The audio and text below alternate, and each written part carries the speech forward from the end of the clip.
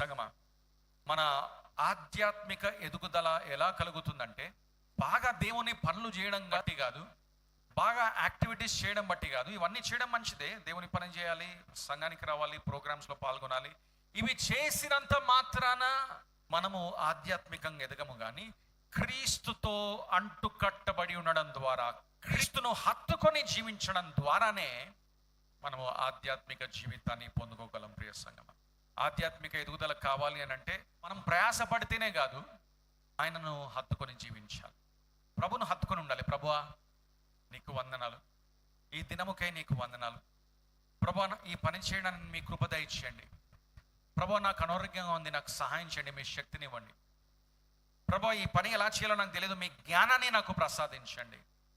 ప్రభువా మీ జ్ఞానాన్ని దయచేయండి, మీ కృపను దయచేయడమే దినమెల్లా ప్రభుతో మాట్లాడుతూనే ఉండాలి. అలా చేయడం బట్టి మనము దేవునితో కనెక్ట్ అయి ఉంటాము, ఆయనను హత్తుకొని జీవించడానికి ఆస్కారం ఉంటుంది. సంగమా, ఇది నేను చాలాసార్లు చెప్పాను, మళ్ళీ మళ్ళీ చెప్తున్నాను. ఆధ్యాత్మిక ఎదుగుదల కేవలము ఆదివారము చర్చ్కి వస్తే కలగదు అనే విషయాన్ని గమనించండి. ఎస్, ఈ ఆదివారపు ఆరాధనలు చాలా చాలా ప్రాముఖ్యము.